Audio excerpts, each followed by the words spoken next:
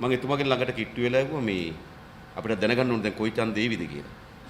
මම එතුමාගෙන් ඇහුවා මේ මොන ඡන්දේද දන්නේ නේද එන්නේ කියලා. එතුමා මට කියනවා මාත් ඒක තමයි මේ කල්පනා කරන්නේ. ඔය කවුරුවත් ආණ්ඩුව නෙවෙයි. ඒගොල්ලන්ට පොඩි අමාත්‍ය ධූරයක් දෙනවා. ඒක ASCII මොනව හරි කරගෙන ටෙන්ඩර් එකක් දීලා කමිෂන් ඔච්චරයි තියෙන්නේ. වෙන මුකුත් නැහැ. You're watching the Life Traveller channel.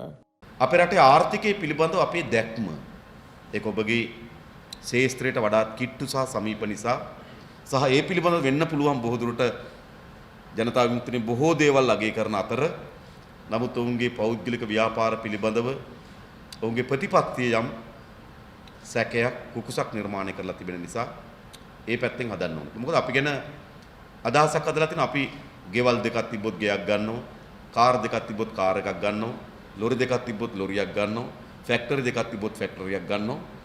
ඒ බොරු හොඳේ එහෙම කරන්න බෑ. හරිද? නිකන් අපි මේ කියන්නේ සරදියල් පන්නේ ආර්ථිකයක් නෙවෙයි. ඉස්සර සරදියල් කරපු දේ තමයි නේ නුවර පාරේ සිගරට් වෑන් එක යනකොට උතුවන් කන්ද හරියෙන් ගස් දෙකක් දාලා වෑන් එක හරස් කරලා සිගරට් වෑන් එකේ සල්ලි ටික පැහැරගෙන උතුවන් කන්ද ප්‍රදේශයේ ජනතාවට බෙදෙනවා. ඒක සරදියල් පන්නේ ආර්ථිකයක්. අපි මේ යෝජනා කරන්නේ තියෙන කෙනාගෙන් පැහැරගෙන තව කෙනෙකුට බෙදා හැරීමේ ආර්ථිකයක් නෙවෙයි. හැබැයි මම හිතනවා බොහෝ පිරිස් තුල යම් ජනතා විමුක්ති පෙරමුණ ආර්ථික ප්‍රතිපත්තිය සරදියල් පන්නේ ප්‍රතිපත්තියක්ද කියන සාකච්ඡාවක් තිබෙනවා. ඒ නිසාමත් මම හිතුවා ටිකක් මේ ආර්ථිකයේ පිළිබඳව අපේ දැක්ම අපේ ප්‍රතිපත්තිය යම් ප්‍රමාණයට පැහැදිලි කළ යුතුයි කියලා. දැන් අපි ගත්තොත් ඉස්සලම තේරුම් ගන්නවා අපි මුහුණ දෙන අර්බුදය මොකක්ද? මොකක්ද අපේ රටේ තියෙන අර්බුදය? අපිට වර්ෂයකට පිට රටින් බහණ්ඩ ආනයනය කිරීම වෙනුවෙන් ඩොලර් බිලියන 25ක් අවශ්‍ය වෙනවා. ඩොලර් කෝටි 2500ක් ආසන්න වශයෙන්. පිට රට අපිට බහණ්ඩ යවලා හම්බ වෙන්නේ ඩොලර් බිලියන 14යි. ඒතර වර්ෂයකට අපිට ඩොලර් බිලියන 11ක හිගයක් පවතිනවා. මේක තමයි අපේ අර්බුදය. මේ ඩොලර් බිලියන 11 හොයාගන්නේ කොහොමද කියන සාධකය තමයි අද අපේ රටේ ආර්ථිකයේ මුහුණ තියෙන ප්‍රධානතම ගැටලුව. අපිට ආනයනයෙන් සඳහා ඩොලර් බිලියන 25ක් අවශ්‍ය වෙනවා නම් අපනයනෙන් අපිට හම්බ වෙන්නේ ඩොලර් බිලියන 14 නම් ඉතුරු ඩොලර් බිලියන 11 උපයාගන්නේ කොහොමද? ඒකෙන් ඩොලර් බිලියන 6ක් උපයා ගන්නවා විදේශගත ශ්‍රමිකයන්ගේ. ඩොලර් බිලියන 1.3ක් උපයා ගන්නවා සංචාරක ව්‍යාපාරේ. තව ඩොලර් බිලියන 4කට ආසන්න ප්‍රමාණයක් වාර්ෂිකව අනිවාර්යයෙන් ආයෝජනයන් සඳහා නෙවෙයි. අලුතෙන් ඉදිකිරීම සඳහා නෙවෙයි. වෙළඳ පරතරය පවත්වාගෙන යාම වෙනුවෙන් පමණක්ම වසරකට අපිට ඩොලර් බිලියන 4ක් ණයට ගැනීමට සිද්ධ වෙනවා. ආර්ථිකය. අපේ මාසික ආදායම රුපියල් 2500යි නම් අපිට මාසික වියදම 2500යි. අපේ මාසික ආදායම 1400යි නම් කොහොමද එවැනි නිවසක් හෝ එවැනි ව්‍යාපාරයක් පවත්වාගෙන යන්නේ? එනිසා අපේ රට ආර්ථිකය මේ ශේෂ්ත්‍රයෙන් ගත්තොත් අර්බුදයකට ලක් කරලා තිබෙනවා. ඒ විතරක් නෙවෙයි. මහා ණය කන්දක් පටවලා තිබෙනවා. උදාහරණයකට ගත්තොත් දැන් ලංකාවේ ණය ප්‍රමාණය රුපියල් කෝටි 7,40,000යි. කෝටි ඒව 7,40,000ක ණය රාජ්‍යයක් අපි. සාමාන්‍යයෙන් අද ඉපදුනේ බිරිඳාගේ සිට ලෙඩ ඇඳ ඉන්න මහල්ලා දක්වා හැම දිනම 3,55,000ක ණයකරුවෙක් බවට පත් වෙලා තිබෙනවා. ඒක කොච්චරද කියනවනම් 2013 වසරේ ආණ්ඩුවේ ආදායම ඔබතුමාලා මත විවිධ වර්ගයේ බදු ගහලා මේ බදු විවිධ විකෘති වර්ගයේ බදු යෝජනා ඇති කරලා ඔක්කොම කරලා 2013 වසරේ රජයේ ආදායම රුපියල් බිලියන 1183යි. ඒක තමයි රජයේ ආදායම 2013. නමුත් 2013 වසරේ ණය පොලි වාරිකය ගෙවන්න අවශ්‍ය වුණා රුපියල් බිලියන 1191ක්. ඒ කියන්නේ මොකක්ද? වසරක් තුල රජයේ උපයා ගන්නා ලද මුළු ආදායම ප්‍රමාණවත් නැහැ. එම වසරේ ණය පොලි වාරිකය ගෙවන්න. රජයේ බිලියන 1183ක් උපයා ගන්නකොට රජයට සිද්ධ වෙනවා නම් බිලියන 1191ක ණය පොලි වාරිකයක් ගෙවන්න එම වසරේ ඒක ආර්ථිකයක්. ඔබගේ ව්‍යාපාරික මාසික ආදායම ප්‍රමාණවත් නැත්නම් එම මාසයේ බැංකු පොලි වාරිකය ගෙවන්න. ඒ ව්‍යාපාරය කොහොමද පවත්වාගෙන යන්නේ? ඒ නිසා ආර්ථිකයෙන් වශයෙන් අපි අර්බුදයකට ගෙනල්ලා තිබෙනවා. මේ අර්බුදයෙන් ගොඩ එන්නේ නැතුව අපිට ඉස්සරහට යන්න බෑ. එතකොට කියනවා නෑ මම සංවර්ධනය කරා. නේව සංවර්ධනය නෙවෙයි මතක තබා ගන්න. මාගාව තිබෙන ආසන්න වශයෙන් ගත්තොත් මෑත කාලේ ණයවල ඒ කියන්නේ මේ ආණ්ඩුව ගත්තු ණයවල එකතුව ගත්තොත් මෑත කාලේ කරපු ව්‍යාපෘති වල එකතුව ගත්තොත් රුපියල් බිලියන 11676ක රුපියල් බිලියන 11676ක ව්‍යාපෘති ලබා දීලා තිබෙනවා කිසිදු ටෙන්ඩර් කැඳවීමකින් තොරව. බිලියන 11676ක පසුගිය අවුරුදු 7ක විතර ව්‍යාපෘති සංසන්දනය කළ බැලුවොත් ඒකක්වත් ටෙන්ඩර් පටිපාටි අනුගමනය කරලා නෙවෙයි ලබා දීලා තිබෙන්නේ. ඒ වගේම එක ව්‍යාපෘතියක් පිළිබඳව කටුනායක අධිවේගී මාර්ගයේ ව්‍යාපෘතිය පිළිබඳව ටෙන්ඩර් කැඳවීමකින් තොරව ලබා දීක පිළිබඳව විගණන විමසුමක් තිබෙනවා. ඒ විගණන විමසුම අනුව එහි පාඩුව කියනවා රුපියල් බිලියන 170ක පාඩුවක් සිද්ධ වෙලා තියෙනවා.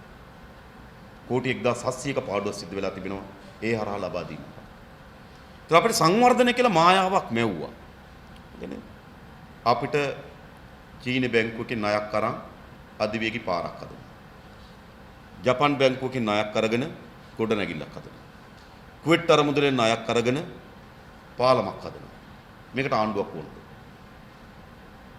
මේකට ආණ්ඩුවක් ඕනේ නැහැ. ආණ්ඩුවක් ඕන මොකද? ආර්ථික සැලැස්මක් හදලා රටේ ආදායම වැඩි කරලා ඒ ආදායමෙන් පංගුවක් භාණ්ඩාගාරයට අරගෙන ඒ භාණ්ඩාගාරයේ මුදල් යොදලා යටිතල පාසුකම් සකස් කිරීම තමයි රජයේ ආර්ථික ප්‍රතිපත්තිය වී තුවන්නේ. හැබැයි අද ප්‍රතිපත්තිය වී තිබෙන කුමක්? මේකට මුදල් අමාත්‍යවරයෙකු ඕනේ. මේකට ආණ්ඩුවක් ඕනේ නේ. සාමාන්‍ය ගමේ සිල්ලර කඩේ මුදලාලි කෙනෙකුට පුළුවන් චීනෙන් ණයක් දුන්නොත් පාරක් හදන්න. ජපානෙන් ණයක් දුන්නොත් ගොඩනැගිල්ලක් හදන්න. කුවේටෙන් අරමුදලෙන් මුදලක් දුන්නොත් පාලමක් හදන්න. ඒකට ආණ්ඩුවක් ඕනේ. ඒකට ආණ්ඩුවක් ඕනේ නේ. හැබැයි දැන් ආණ්ඩුවේ කාර්යභාරය වී තිබෙන කුමක්ද? පොඩි කොටසක් තියෙන මෙතන ආණ්ඩුවේ. ඒ මොකක්ද? ඒ ආයෝජනෙන් තමන්ගේ පංගුව වෙන් කරගන්නේ කොහොමද කියලා හොයා බැලීම. උත්තරයි. ඒන ව්‍යාපෘතින් තමන්ගේ පංගුවක් වෙන් කරගන්නේ කොහොමද? උත්තරය මෙතන තියෙන්නේ. වෙන කිසි දැක්මක් ඉලක්කයක් මෙතෙන්ට නැහැ. ඒ නිසා අපේ රටේ ආර්ථිකය නැවත අපි අලුත් ස්ථාවරයකට අපි පිහිට විය යුතු තිබෙනවා. අලුත් ගමනකට අපි ආරම්භ කළ යුතු තිබෙනවා. ඒතර තමයි අපි කල්පනා කරේ අපේ ආර්ථිකයේ එක පංගුවක් අනිවාර්යයෙන්ම අපි ලෝක වෙළඳ පොලේ පංගුවක් අත්පත් කරගත යුතුයි. තවදුරටත් ලෝකයේ කිසිදු රටකට හුදකලාව තනිව ජීවත් වෙන්න බෑ. එහෙම ජීවත් වෙනවා නම් වසර 200ක් විතර ඈතට අපි යන්න ඕන. දැන් ලෝකේ තාක්ෂණයෙන් එකතු වෙලා තිබෙනවා. වෙළඳ පොලෙන් එකතු වෙලා තිබෙනවා. sannivedanayen එකතු වෙලා තිබෙනවා. ගමනාගමනයෙන් එකතු වෙලා තිබෙනවා. ලෝකේ වඩාත් වේගයෙන් සමීප වෙමින් එනවා. සමීප වෙන ලෝකයක් ඇතුලේ හුදකලා රාජ්‍ය ගැන කතා කරනවා නම් ඇත්තට මුලේ පරීක්ෂා කර ගැනීම පිළිබඳ ප්‍රශ්නයක්ම තමයි එතන තිබෙන්නේ. මොකද කිසිදු රාජ්‍යයකට තවත් හුදකලාව ජීවත් වෙන්න බෑ. ඒ නිසා ලෝකේ තාක්ෂණයේ පංගුවක් අපි ගේන්න ඕන වගේම ලෝකයේ දැනුම අපි ගේන්න ඕන වගේම ලෝකේ sannivedana අලුත් සොයා ගැනීම අපි ගේන්න ඕන වගේම ලෝකයේ වෙළඳ පොලේ පංගුවකුත් අපි අත්පත් කරගත යුතුයි. ලෝක වෙළඳ පොලේ පංගුවක් අපි අත්පත් කරගන්න නැතුව අපේ රට ඉස්සරහට යන්න බෑ. 1978 දී ලෝක වෙළඳාමේ ශ්‍රී ලංකාවේ පංගුව 0.5යි. ලෝක වෙළඳාමේ ලංකාවේ පංගුව තිබා 0.5ක. කියන්නේ ලෝකේ එක 200න් එකක ලෝකේ ඩොලර් 200ක වෙළඳාමක් වුණා නම් ලංකාවට ඩොලර් 1ක් අයිති. 200න් එකක පංගුවක් තිබුණා අපිට. අද කීයද? අද ලෝක වෙළඳාමෙන් අපේ පංගුව 0.04යි. ආසන්න වශයෙන් ගත්තොත් 2000න් එකයි. 1978 ලෝක වෙළඳාම ඩොලර් 200ක සිද්ධ වුණොත් අපිට ඩොලරයක් එනවා. අද ලෝක වෙළඳාම ඩොලර් 2000ක සිද්ධ වුණොත් තමයි අපිට ඩොලරයක් එන්නේ. ලෝක වෙළඳාමේ ශ්‍රී ලංකාවේ පංගුව 10 ගුණයකින් කඩා වැටුවා. 70 දශක වෙනකොට අපිට තේ තිබුණා, රබර් තිබුණා, පොල් තිබුණා. ඒවා අපි ප්‍රධාන අපනයන භෝග බවට පත් වෙලා තිබුණා. තේ වෙනකොට ආදේශක බීමෙන්ද පටන් ගත්තා. පොල් අපිටත් ප්‍රමාණවත් නොවන තැනට ආවා. රබර් කෘත්‍රිම රබර් නිෂ්පාදනය වෙන්න පටන් ගත්තා. ලෝකයේ සිද්ධ වෙන අලුත් ඉල්ලුම, ලෝකයේ සිද්ධ වෙන අලුත් අවශ්‍යතාවයන්, ලෝකේ පුළුල් වෙන වෙළඳ පොළ පිළිබඳව දැක්මක් සහිතව අපි අපේ නිෂ්පාදනයට අවතීර්ණ වුණේ නැහැ. ලෝකේ ඉස්සරහට යනවා. අපි මේ ලෝකයේත් එක්ක ඉබිගමිනින් පිටිපස්සේ යන ආර්ථිකයක් ඇදුවා. ඒ නිසා අපේ සැලැස්ම තිබෙන්නේ පළමු කොටම අපි ලෝක වෙළඳ පොලේ පංගුවක් අපි අත්පත් කරගත යුතුයි. එහෙම අත්පත් කරගෙන නැතු කොහොමද යන්නේ? ලෝකේ හැම රටක්ම ජපානයේ ලෝක වෙළඳපොලේ මෝටර රථ නිෂ්පාදනයේ පංගුවක් අත්පත් කරන් තිබෙනවා. කොරියාව ලෝක වෙළඳපොලේ කාර්මික නිෂ්පාදනයේ පංගුවක් අත්පත් කරන් තිබෙනවා. චීනයේ ලෝක වෙළඳපොලේ කාර්මික නිෂ්පාදනයේ පංගුවක් අත්පත් කරන් තිබෙනවා. බ්‍රසීලයේ ලෝක වෙළඳපොලේ තිරිඟු නිෂ්පාදනයේ පංගුවක් අත්පත් කරන් තිබෙනවා.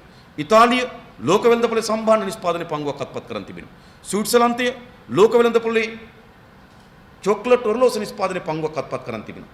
ඩෙන්මාර්කයේ ඕස්ට්‍රේලියාව නෙදර්ලන්තයේ ගත්තොත් ලෝක වෙළඳපොලේ මල් වෙළඳපොලේ ලෝක වෙළඳාමේ එළවලු වෙළඳපොලේ ලෝක වෙළඳපොලේ කිරි මස් නිෂ්පාදනයේ පංගුවක් අත්පත් කරන් තිබෙනවා. අපි මොකක්ද අත්පත් කරන් තිබෙන්නේ? මොකක්ද අත්පත් කරන්නේ? මොකක්ද අපිට තිබුණු පරිශ්‍රණ?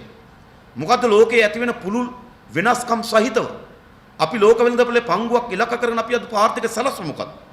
කවුරු මුදල් අමාත්‍යවරයෙක් ඔබතුමාලට කැඳවලා කිව්වද? ලෝකයේ සිද්ධ වෙමින් තිබෙන චලනයන් මේවා. තව අවුරුදු 10කදී ලෝකයේ අවශ්‍යතාවයන් මේවා එනවා. තව අවුරුදු 20කදී ලෝකෙද මේ බාහන තමයි සුලභම බවට පත් වෙන්නේ. ඒ නිසා ඔබ මේ ශේත්‍රයට ආයෝජනය කරන්න. ඒ වෙනුවෙන් අපි ප්‍රාග්ධනය සපයන්න කැමති. ඒ වෙනුවෙන් අපි දැනුම දෙන්න කැමති. ඒ වෙනුවෙන් අපි රාජ්‍ය මැදිහත්වයම දෙන්න කැමති.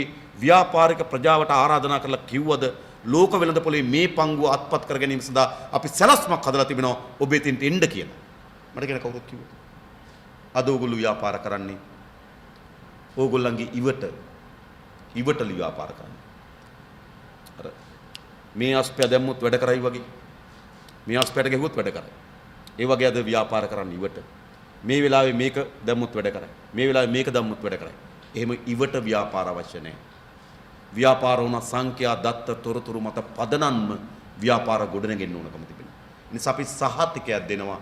ඔබගේ ව්‍යාපාර ඉවට කරන ව්‍යාපාර. පුරුද්දට කරන ව්‍යාපාර. එබ්බැහි වීමට කරන ලද ව්‍යාපාර. සැබවින්ම ලෝකේ සංඛ්‍යා දොත්ත තොරතුරු මත ලංකාවේ ආර්ථික වමනාවක් මත මෙහෙමන ව්‍යාපාර බවට පත් කිරීම අපේ ප්‍රධාන අභිලාෂය. ඒක අපේ ප්‍රධාන අරමුණ. උදාහරණයක් මම ඔබට කියන්නම්. 2005 අපි කුස්කර්ම අමාත්‍යාංශ ඉන්න කාලේ එතකොට අපේ රටේ කිරි නිෂ්පාදනය තිබුණ 17%යි. අපේ රටේ කිරි අවශ්‍යතාවයෙන් 17%යි කිරි නිෂ්පාදනය කරේ. අපි ඉලක්කයක් හැදුවා 2010 වෙනකොට අපේ රටේ කිරි නිෂ්පාදනය 50% කරන්න ඕන කියලා. දැනුත් 23%යි හොඳ. අපි ඉලක්කයක් හැදුවා අවුරුදු 5න් කිරි නිෂ්පාදනය 50%ට අපේ අවශ්‍යතාවයෙන් භාගයක් නිෂ්පාදනය කරන්න ඕන. මොකද අපේ රටේ කිරි නිෂ්පාදනය වර්ධනය කරන්න පුළුවන් එකක්. අපිට තියෙන ප්‍රධාන කලාප තුනක්. එකක් නූරෙලිය වැලිමඩ ප්‍රදේශය ගත්තු බණ්ඩාරවිල ගත්තොත් සීත කලාපයක් තිබෙනවා. නාරම්මල කුරුණෑගල ඒ කලා මාතලේ ඒ කලාපය ගත්තොත් අර්ධ කලාපයක්. අර්ධ සීතල කලාපයක්. ඊට පස්සේ අපිට අම්පාර මොනරාගල හම්බන්තොට පැත්තට ගියපුත් නිකන් වියලි කලාපයක් තිබෙනවා. ඉතින් ලෝකයේ ඇති වෙන හැම වර්ගයේම කිරියල දුණු අපේ රට ඇති කරන්න පුළුවන්. ෆර්සියන් ඕනනම් අපිට යන්න පුළුවන්. ෆර්සියන් සතුන් ඇති කරන්න පුළුවන් නුවරඑළිය. මූරා වර්ගයේ සතුන් ඇති කරනවා නම් අපිට ඇති කරන්න පුළුවන් හම්බන්තොට. ඉන්දියාවේ හෝ පාකිස්තානයෙන් එන මූරා වර්ගයේ බෆලෝ නේ අපිට ඇති කරන්න පුළුවන් මේ හම්බන්තොට. ඒතර අපි සැලැස්මක් හැදුවා කොහොමද අපේ රටේ කිරි නිෂ්පාදනය වැඩි කරන්නේ. දැන් ෆැක්ටරි එක රෙදි නිෂ්පාදනය වැඩි කරන්න පුළුවන්. ගොඩනැගිල්ල වැඩි කරා, මැෂින් ටික වැඩි කරා, සේවක ටිකක් බඳව ගත්තා, අමුද්‍රව්‍ය ටික ගෙනාවා.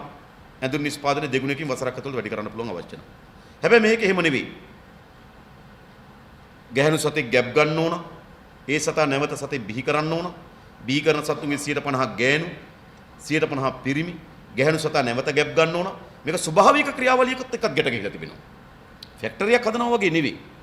ඊට අපි අපේ පස්වම්පස් ශේත්‍රෙ මෙතෙක් හිටපු විශේෂඥයින් එක අපි වැඩමුළු ගණනාවක් පැවැත්තුවා. ගණනාවක් පතල අපි කිරි ශේත්‍රයේ ප්‍රධාන අරමුදය සුළු හා මධ්‍ය පරිමාණ ව්‍යාපාරිකයා අපේ රටේ කිරි ශේත්‍රයට අවතීර්ණ වෙලා නැහැ. මෙතන ඉන්නවද කවුරුව?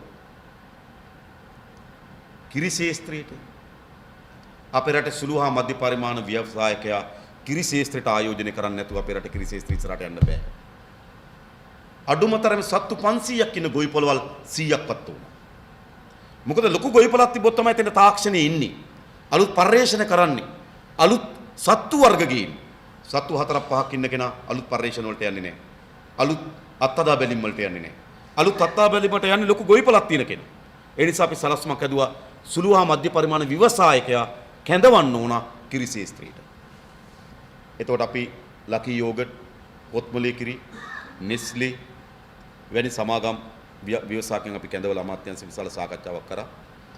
අපි කිව්වා ඊඩම් අමාත්‍යාංශයට අපි සතුටු තිබුණේ.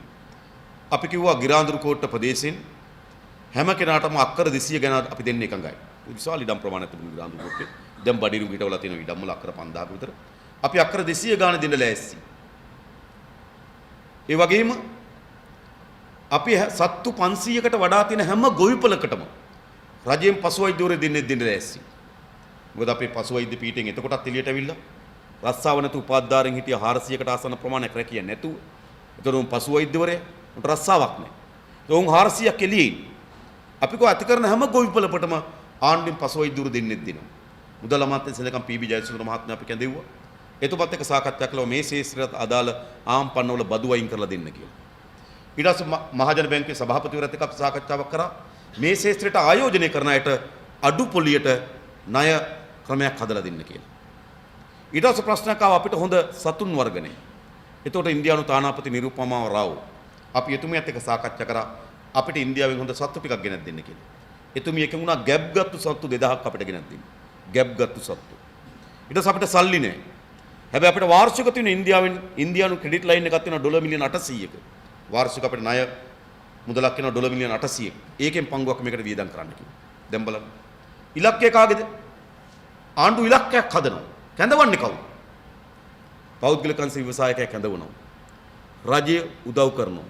බැංකුව පොලි අනුපාතකයක් දෙනවා. විදේශ සබඳතාවලින් මේ පැටවුටික් ගෙනත් දෙනවා.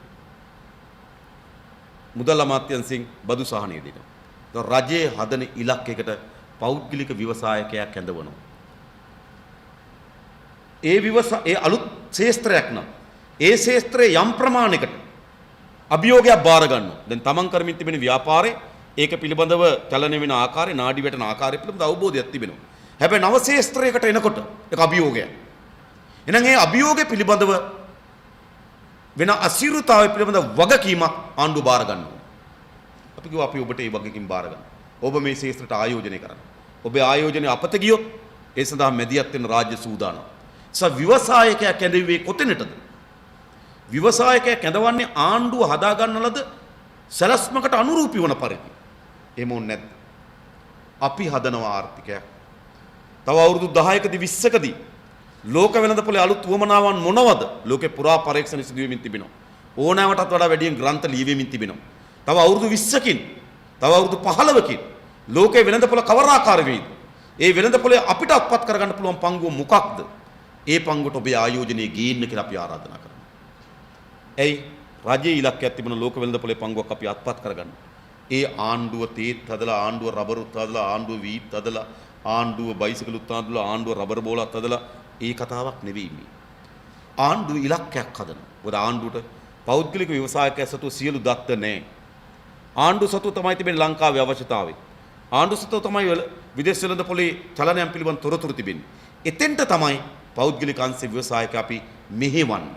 ඒ නිසා වඩාත් දැක්මක් සහිත, වඩාත් ඉලක්කයක් සහිත පෞද්ගලික ව්‍යාපාරයක් ගොඩනැගීම තමයි අපගේ අරමුණ. ඒ අරමුණ අපි ඉටු කර ගැනීම වෙනුවෙන් ඔබට ආරාධනා කරනවා. අපේ රටේ ආර්ථික ඉලක්කයකට යන්න ඕන. දේශීය ආර්ථිකය අපි කියන්න ඕන. ඉලක්කයක් තියෙනවා තව අවුරුදු 10කින් අපේ ඉදිකිරීම ශාස්ත්‍රය කොතෙන්ද යන්නේ? ඉදිකිරීම ශාස්ත්‍රයේ ආයෝජකයන් අපි කැඳවන්න ඕන. ව්‍යවසායකයන් අපි කැඳවන්න ඕන. අපි අවුරුදු 10කින් අපේ ඉදිකිරීම ශාස්ත්‍රය අපි මෙතෙන්ට ගෙනන්න බලාපොරොත්තු වෙනවා. ඒ වෙනුවෙන් අපිට ටයිල්ස් මෙච්චර අවශ්‍ය වෙයි. ඒ වෙනුවෙන් අපිට ඇස්බෙස්ටෝස් සීට් මෙච්චර අවශ්‍ය වෙයි. ඒ ඔබ එතෙන්ට ආයෝජනය කරන්න. ඇයි තව අවුරුදු 25කින් ලංකාවේ ඉදිකිරීම ශාස්ත්‍රය තියෙන්නේ මෙතන. තව අවුරුදු 25කින් ලංකාවේ ආහාර ශාස්ත්‍රය තියෙන්නේ මෙතෙන්ට. ඔබ එතෙන්ට ආයෝජනය කරන්න. හැම කෙනාටම ඉලක්කයක් සහිත මෙහෙවීමකට ඉන්න ඕන. අද මොකද්ද වෙලා තිබෙන්නේ?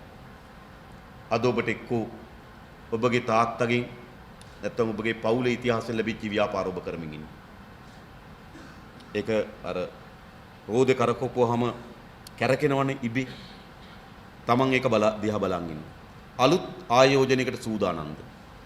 අලුත් ආයෝජන ක්ෂේත්‍ර හොයාගන්න සූදානම්ද? ඒ අනතුරු ගන්න සූදානම්ද? නෑ කියලා අපි හිතනවා. එයි රජයක ගැරන්ටි එකක් ඕන.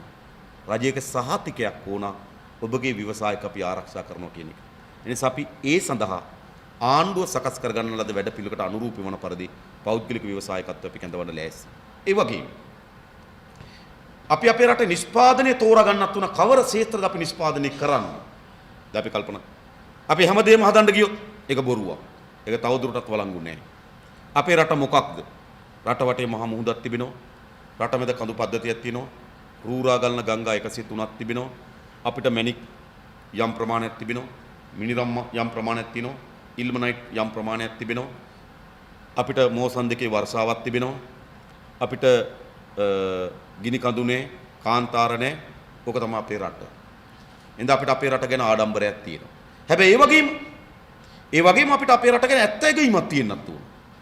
අද ලෝකේ වටිනාම ආර්ථික සම්පත්. ගෑස් අපි හොයාගන්නේ නැහැ. තෙල් අපි හොයාගෙන නැහැ. ගල් ලංගුරු නිදි අපිට නැහැ. රත්තරන් නිදි අපිට නැහැ. තුත්තනායගම් නිදි අපිට නැහැ. ඒ නිසා ලෝකයේ ආර්ථික වශයෙන් වටිනා සම්පත් ප්‍රමාණිකුත් අපිට නැහැ. අපි අපේ රට ගැන ආඩම්බර වෙනවා වගේම අපේ රට පිළිබඳ හරිය ඇගීමක් අපිට තියෙනවා. අපි ආඩම්බරේ මත් වූාටම රටක ආර්ථිකය ගොඩනගන්න බෑ. ඒ නිසා රටේ සම්පත් රටේ හැකියාවන් පිළිබඳව හොඳ ඇගීමක් තිබෙන්න ඕන. අන්නේ ඇගීම මත පදනම්ව තමයි අපේ ව්‍යාපාරික ශාස්ත්‍රය තෝරගන්න ඕනකම තිබෙන්නේ. එහෙම නැත්නම් අපි ඊට කිව්වොත් අපි මේව හදනවා. මේ මොනවා හරි එහෙම කරන්න බෑ. අපි කරන්න ඕනකම අපේ රටේ සම්පත්, අපේ රටේ පිහිටීම, අපේ රටේ භූගෝලීය තත්ත්වය, අපිට තිබෙන ඓතිහාසික උරුමයන් මේ සියල්ල සංසන්දනය කරමින් තමයි අපි අපේ රටේ ආර්ථික න්‍යාය පත්‍රය හදාගන්න ඕනකම තිබෙන්නේ. එතකොට අපි හිතනවා කුසකර්මාන්ත අපේ ආර්ථිකයේ සැලකිය යුතු පංගුවක් හදාගන්න පුළුවන් කියලා. හැබැයි ඒක විශාල පංගුවකට යන්න බෑ. අපේ රටේ තියෙන වර්ග කිලෝමීටර් 65610යි. ජනගහනය ඉන්න කෝටි 2ක්. කුඩා රටක විශාල ජනගහනයක් ඉන්නවා. ජනගණත්වය ගත්තොත් ලෝකේ වැඩිම ජනගහනය ඉන්නේ චීනයේ. ජනගණත්වය වර්ග කිලෝමීටර් 247යි. වර්ග කිලෝමීටර් ජීවත් වෙන 247යි. ඕස්ට්‍රේලියාවේ වර්ග කිලෝමීටර් ජීවත් වෙන 3 දෙනයි. ඇමරිකා එක්සත් ජනපදයේ වර්ග කිලෝමීටර් ජීවත් වෙන්නේ 127යි. ලංකාවේ වර්ග කිලෝමීටරක ජීවත් වෙනවා 343ක්. ලෝකේ විශාල ජනගණත්වයක් තියෙන රටක් අපේ රට.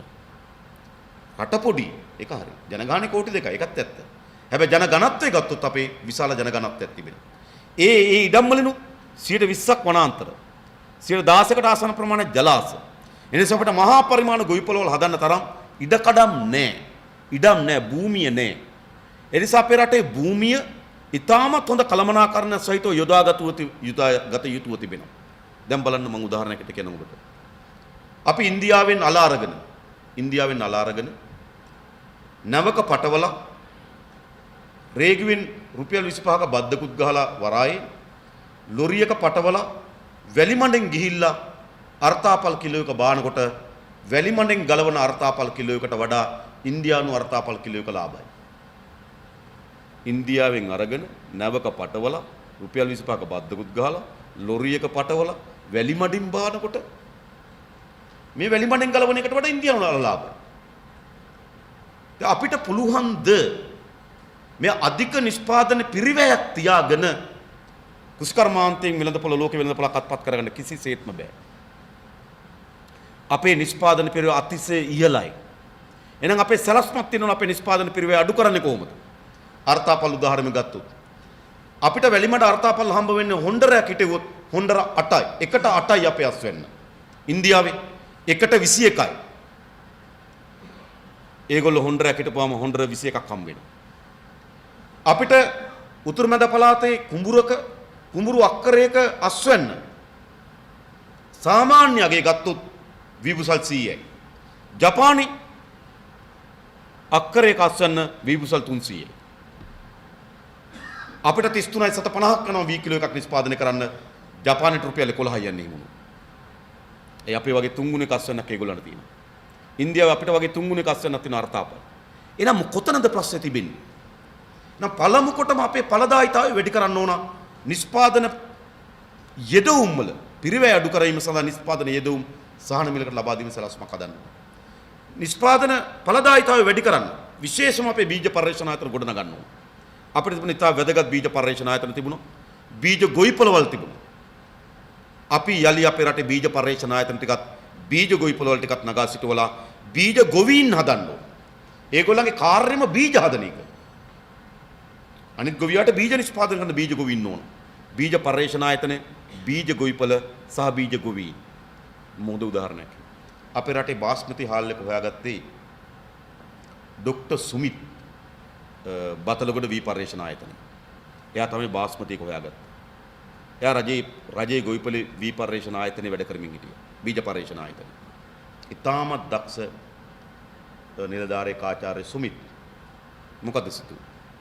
එයා රඳව ගන්න බැරි වුණා. එයා ආණ්ඩුවෙන් ගැලවිලාද පෞද්ගලික අංශයේ රටේ ප්‍රධාන ව්‍යාපාරික පැල්වැහර ගොවිපළේ අධ්‍යක්ෂකද. හරි. ඇයි? ඇගීමක් කරන්නේ නැත්නම් අලුතින් සොයාගන්න බීජයකට යම් වටිනාකමක් දෙන්නේ නැත්නම් ඔවුන්ගේ උසස් වීම පටිපාටියට ඔවුන්ගේ දක්ෂතාවයන් එකතු කරන්නේ නැත්නම් ඔවුන් මේ සේවය රඳා පවතින්නේ නැහැ. අද අපේ රටේ කුසකර්ම ශාස්ත්‍රයේ තමයි වැඩිම ආචාර්යවරුන් PhD උපාධිධාරීන් වැඩිම ඉන්නේ කුසකර්ම දෙපාර්තමේන්තුවේ. හැබැයි විශාල ප්‍රමාණයකට රට හැත්තරලා යනවා. මට මේ ළඟදී ජපානයේ ගිය වෙලාවක හම්බුන එක අපේ කුසකර්ම දෙපාර්තමේන්තුව වැඩ කරමින් ධාරි මහත්මයෙක්. එයා ජපානයේ විශේෂ වම්බටු වර්ගයක් හොයාගෙන තිබුණා.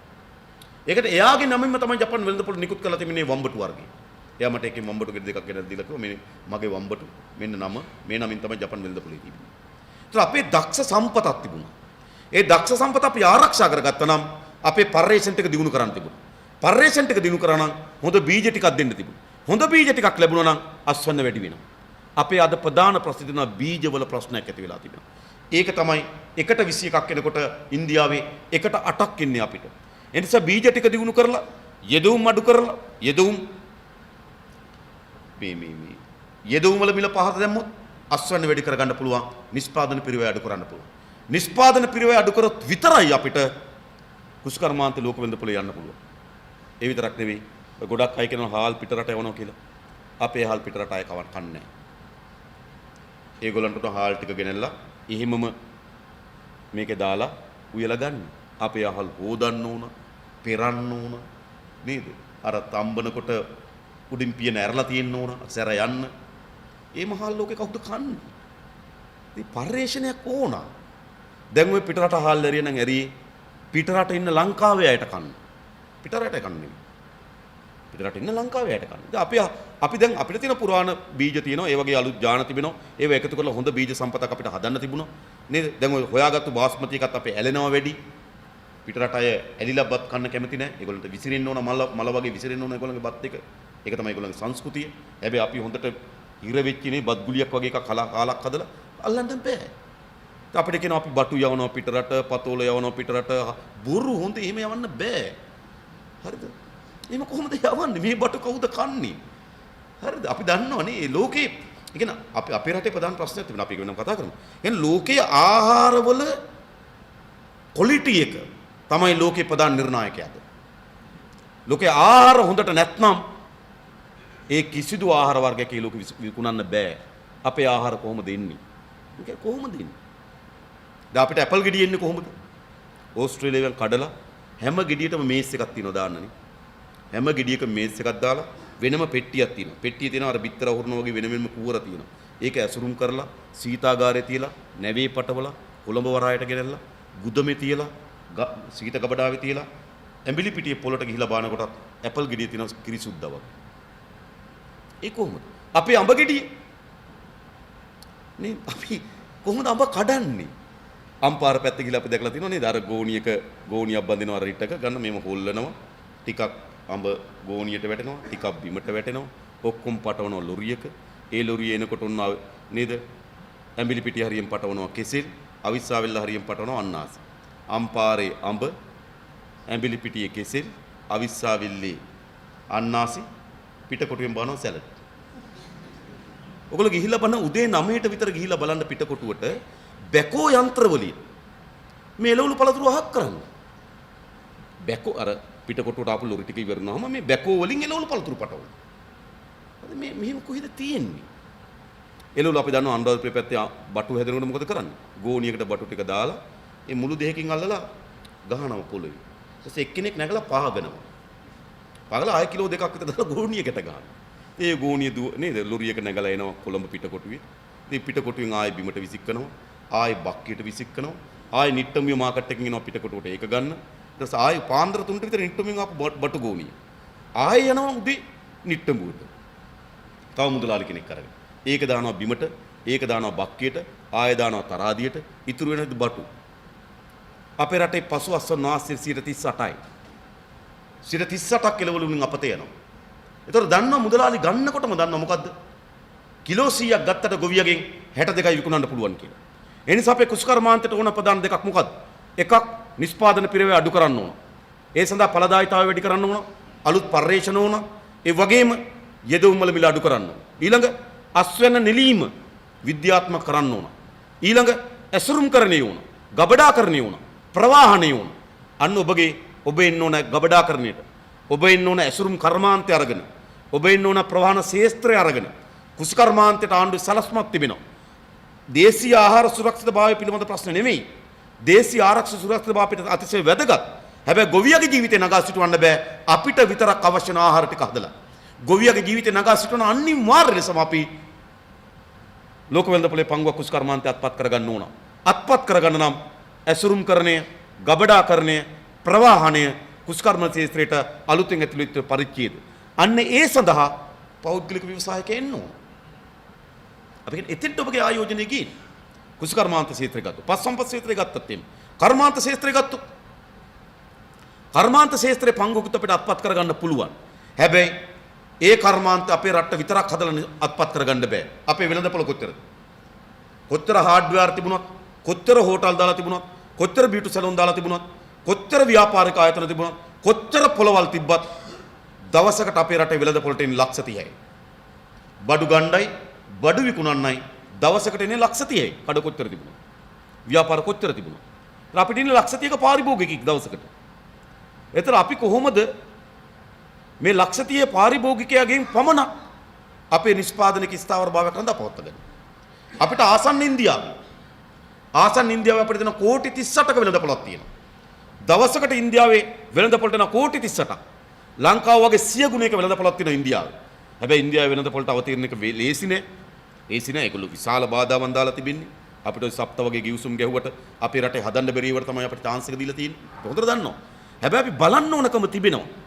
ඒක ඇතුළට රින්ගන්න එක ප්‍රවේදයක් හරි අපිට හොයාගන්න බැරිද? එක භාණ්ඩයක් හරි හොයාගන්න බැරිද? ඉන්දියානු කෝටි 38 වෙළඳපොළ අත්පත් කරගන්න.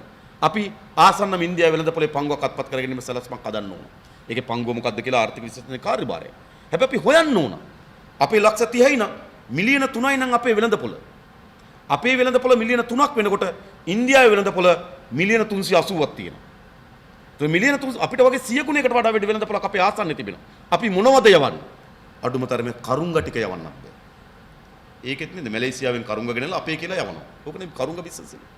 ඔය පෞගේ කාලේ ආන්දෝලන තුඩුන්නේ. ඉතින් එහෙම බෑ. හරිද? එතකොට මෙතන ඊට පස්සේ අපි කොහොමද විශේෂයෙන්ම යුරෝපා වෙළඳපොලේ පංගුවක් අත්පත් කරගන්න පුළුවන්? අදත් අපේ රටේ අපනයන ආදායමෙන් 51ක් එන්නේ ඇමරිකා එක්සත් ජනපදයෙන් සහ යුරෝපා වෙළඳපොලේ. ඒ නිසා අපි හිතනවා තවත් අපිට පළල් කරගන්න පුළුවන් වෙළඳපොළක් තිබෙනවා යුරෝපේ සහ ඇමරිකන් එක්සත් ජනපදයේ තුල. ඒතර අන්නේ ඒ ඇමරිකා එක්සත් ජනපදයේ තුල අන්නේ වෙළඳපොළ පුළුල් කර ගැනීම වෙනුවෙන් අපි සලස්මක් හදන්න ඕන. ඉතින් ඔබට ආරාධනා කරන්නේ දේශීය ආහාර සුරක්ෂිතභාවයේ දේශීය භාණ්ඩ නිෂ්පාදනය සඳහා පමණක් නොවේ ලෝක වෙළඳපොළ ඉලක්ක කරගත්තු භාණ්ඩ නිෂ්පාදනයකට අපි යන්න ඕන. භාණ්ඩ විතරද? භාණ්ඩ වලින් අපිට අල්ලන්න බැරි වෙයි සමහර විට. ශේත්‍ර අපි හොයාගන්නවා. හැබැයි ඒ වගේම අපි සේවා වෙළඳපොලේ පංගුවක් අත්පත් කරගන්නවා. අපිට ඉතාමත් හොඳ මානව සම්පතක් ඉන්නවා. මානව සම්පත අපේ අවුරුදු 2500ක ශිෂ්ටාචාරයක් තියෙනවා. ඒක පිළිබඳව අපි ආඩම්බරෙන් කතා කරනවා. ඒක අපි කවුරුත් අගය කරන්න ඕන තමයි. අවුරුදු 2500ක ශිෂ්ටාචාරය නේද? අපිට විශේෂයෙන්ම බෞද්ධ ආගම පැමිණීමත් සමග අපේ පිරිවෙන් ආශ්‍රිත අධ්‍යාපනය පටන් ගත්තා. ඒත් අපිට අවුරුදු 2000කට වඩා වැඩි අධ්‍යාපනික ඉතිහාසයක් තිබෙනවා. ඒ අධ්‍යාපනයේ දහම් අධ්‍යාපන පමණක් නෙවෙයි කළමනාකරණය, තාක්ෂණය සියල්ල පිරිවෙන්ට සම්බන්ධ කරනවා. ඒක වැඩිපුර උපයෝග කරගත්තේ කුෂ්කර්මාන්තය ඇතුළේ. ඒ නිසා අපි වාස්ප එන්ජින් එක හොයාගෙන නැහැ. අපි දුරකථනය හොයාගෙන නැහැ. අපි මුද්‍රණ යන්ත්‍රය හොයාගෙන නැහැ. හැබැයි අපි තමයි බිසෝකොටු හොයාගෙන තිබෙන්නේ. අපි තමයි මඩසොරුව හොයාගෙන තිබෙන්නේ. අපි තමයි කලාවේ ඉඳන් තිසාව දක්වා කිලෝමීටර් 70ක්ම 28ක් අඟලකට බැස්මත් සහිත යෝධයල හොයාගෙන තිබෙන්නේ. අපි තමයි සීගිරි ගලමුදුනේ නේද පහළ ඉඳන් වතුර අරන් ගිහලා වතුර මලහයි කරලා තිබෙන්නේ. ඇන්ටන් ජලනල තිබෙත් නැහැ, සෙල්ටන් වතුර පොම්පේ තිබෙත් නැහැ. අපිට තාක්ෂණයක් තිබුණා. ඉතින් අපිට ශිෂ්ටාචාරයක් තිබෙනවා. ඒ ශිෂ්ටාචාරයෙන් හික්මවන ලද, ඒ ශිෂ්ටාචාරයෙන් දැනුම දෙන ලද, ඒ ශිෂ්ටාචාරයෙන් ප්‍රබෝධමත් කරන ලද මානව සම්පතක් ඉන්නවා. මේක තමයි අපේ සම්පත.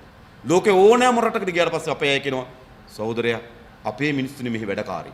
කියන්නේ දෙයි. ඕනර මේ අපේ අයනේ මෙහි වැඩකාරී. මේගොල්ලෝ මොනවද දන්නේ? අපිට හොඳ දියුණු මානව සම්පතක් තිබෙනවා. ඒ නිසා අපේ ආර්ථිකයට මේ මානව සම්පත කොහොමද උපයෝග කරගන්නේ? අපේ ඊළඟ ආර්ථික සැලැස්ම. එකක් නිෂ්පාදන පංගුවක්, අනිත් එක මානව සම්පත. මානව සම්පත අත්පත් කර ගැනීම වෙනුවෙන් අධ්‍යාපනය, නිරෝගී සම්පන්න ජීවිතයේ සෞඛ්‍ය, ක්‍රීඩාව,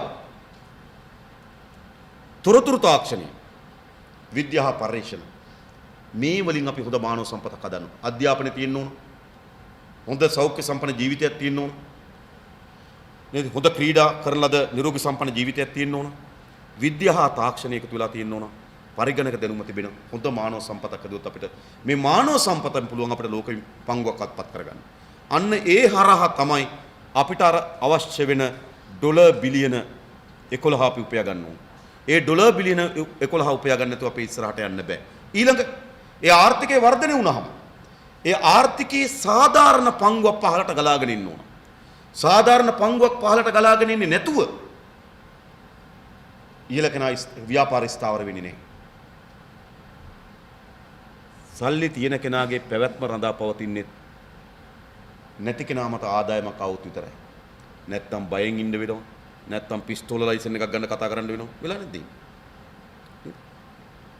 කෙනෙක් විශාල ආදායම් බෙදී යාමේ පරතරයක් තියෙන රටක කවුරුවත් බියෙන් සැකෙන්තර ජීවත් වෙන්නේ නැහැ. බියෙන් සැකෙන්තර ජීවත් වෙනවා නම් පහළටත් ආදායම ගලාගෙන යන්න ඕන. පහළට ආදායම ගලාගෙන ගියොත් පමණයි ඔබගේ ව්‍යාපාර රඳා පවතින්නේ. ඒ නිසා අපේ ආර්ථික සැලැස්ම එකක් තමයි මේ ආදායම කොහොමද රටේ උත්පාදනය කරන ආදායම කොහොමද පහළට ගලාගෙන යන්නේ. ඒකට අපි අධ්‍යාපනය හරහා, සෞඛ්‍ය හරහා, රජය විසින් ලබා දුන් සේවාවන් හරහා ඒක පහළට ගලාගෙන යන්න ඕන. දැන් ප්‍රවාහන පද්ධතියෙන් පහළට ගලාගෙන යන්න ඕන. දැන් ඔබ දන්නවා. ලෝකයේ හැම බස් එකකටම නගින්න තියෙන්නේ එක පඩියයි හෝ දෙකයි. ලංකාවේ බස් වලට නගින්න තියෙන පඩි 4ක්. ඇයි? ලෝකේ ඕනෑම බස් එකක එක පඩියයි එක පඩි දෙකයි. ලංකාවේ පඩි 4යි. ඇයි? ලංකාවේ හැම බස් එකම ගහලා තියෙන්නේ lorry chassis. Tata lorry chassis bus එක ගහලා ඉවරනවා. පොල් පටවන එකේ මිනිස්සු පටවනවා. ඉතින් ඒගොල්ලන්ගේ ජීවිතේ කුමක්ද? ඉතින් ඒගොල්ලන්ට ඊට වඩා හොඳ ප්‍රවාහන සේවයක් ඕනේ නැද්ද? හොඳ අධ්‍යාපනයක් ඕනේ නැද්ද? ඒගොල්ලන්ගේ ජීවිතේට හොඳ සෞඛ්‍ය සේවයක් ඕනේ නැද්ද? ඒගොල්ලන්ගේ ජීවිතේ නිරෝගී කරන්න ඕනේ. ඒගොල්ලන්ගේ ජීවිතේ සතුටු කරන්න ඕනේ. ඒගොල්ලන්ගේ ජීවිතේ සතුටු කරොත් විතරයි රටේ පැවැත්ම රඳා පවතින්නේ. ඒ නිසා ඊළඟ අපේ ආර්ථික සැලැස්මේ ප්‍රභේදය තමයි මේ ආදායම කොහොමද පහළට ගලාගෙන යන්නේ. රටක ආර්ථික වර්ධනයේ වගේම ආර්ථික ප්‍රසාරණය සිද්ධ වෙන්න ඕනේ. අද මොකද වෙලා තිබෙන්නේ? රටේ ජාතික ධනෙ 51% උත්පාදනය කරන්නේ බස්නාහිර පළාත. රටේ මුළු ජාතික ධනෙ 51% බස්නාහිර පළාත. වයඹ පළාත 9%යි. උතුරු මැද 4%යි. අපිට උතුරු මැදට ගිහපුවම විශාල ගොවිපළවල් පේනවා. විශාල ඉඩම් පේනවා. හැබැයි රටේ ජාතික ධනයට උතුරු මැද පළාත එකතු කරලා තියෙන 4%යි. වයඹ පළාත එකතු කරලා තියෙන 9%යි. බස්නාහිර පළාත රටේ ජාතික ධනයට එකතු කරන 51%ක්. ඌව පළාත එකතු කරන 4%යි. හොඳද? උතුරු පළාත එකතු කරලා තියෙන 4%යි. මුළු උතුරු පළාතම ජාතික ධනයට එකතු කරන 4%ක්. බස්නාහිර පළාත එකතු කරන 51%ක්. ඒ නිසා ආර්ථික වර්ධනය වගේම ආර්ථික ප්‍රසාරණය වැදගත්. ආර්ථික අපි ප්‍රසාරණය කරන්න ඕනේ. ඒ ප්‍රසාරණය කරොත් තමයි ඒ ගමේ ඉන්න කෙනා අතට ආදායමක් එන්න පටන් ගන්න. ගමේ කෙනාගේ ආදායමක් එයාට එන්නේ නැතුව දරුවන්ට රස්සාවක්, ආදායමක් එන්නේ දරුවන්ට අධ්‍යාපනයක් දෙන්න බෑ. ආදායමක් නැත හොඳ සෞඛ්‍ය සේවයක් එන්නේ නැහැ.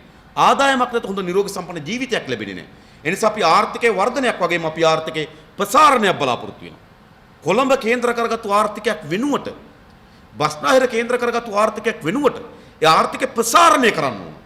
ඒ සඳහා අවශ්‍ය නිරන්තර පහසුකම් ටික වර්ධනය කිරීම රජයේ වගකීම.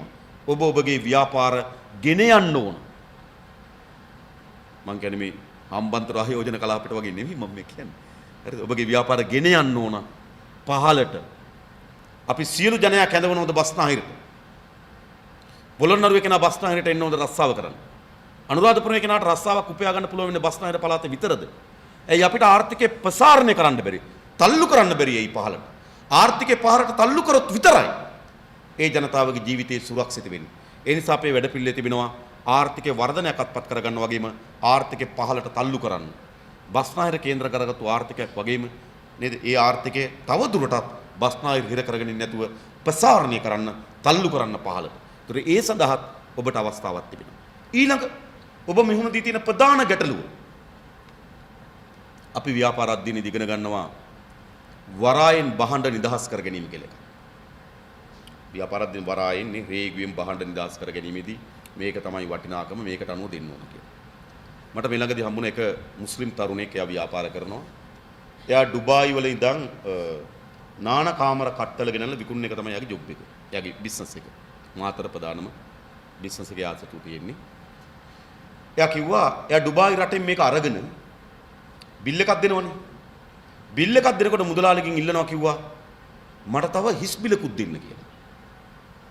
එතකොට අහනවලු ලංකාවේද කියලා. ඇයි හෝටලෙට ගිහලා අඬ වැලිව් කරගන්න. හෝටලෙට ගිහලා අඬ වැලිව් කරනවා. ඒකට තමයි අපෝ ටැක්ස් එක ගෙවන්නේ. ඒ කියන්නේ මේක ඇයි එහෙම කරන්න වෙලා තියෙන්නේ? ඊට පස්සේ වරායෙන් එතකොට අපි දැන් බහඬ වල නියම මිල නෙවෙයි අපි පොළඹවන අඬ වැලිව් කරලා බහඬ ගේන්නේ. වරායෙන් අපි බහඬ නිදහස් කර ගැනීම නෙවෙයි වරායෙන් අපි මොකද කරන්නේ? කොහොම හරියට පන්න ගන්න ඕන බඩු ටික. ඉතින් වරායෙන් නිදහස් කරගෙන වරායෙන් බඩු පන්නනවා. ඊට පස්සේ අපි ව්‍යාපාර අධ්‍යයනය ඉගෙන ගන්න හැම ව්‍යාපාරයකම මුදල් පොතක් කෑෂ් බුක් එකක් පවත්වාගෙන යන්න ඕනේ. දැන් අපි කෑෂ් බුක් එකක් තියයි යනවා. බොරු එකකුත් තියයි යනවා. දේශීය ආදායම් දෙපාර්තමේන්තුවට පෙන්නන ආපුවාම. ඊට පස්සේ අපි ව්‍යාපාර අධ්‍යයනය ඉගෙන ගන්නවා හැම සේවයකටම වැටුප්පතක් දෙන්න ඕන කියලා. පේ ෂීට් එකක් දෙන්න ඕන.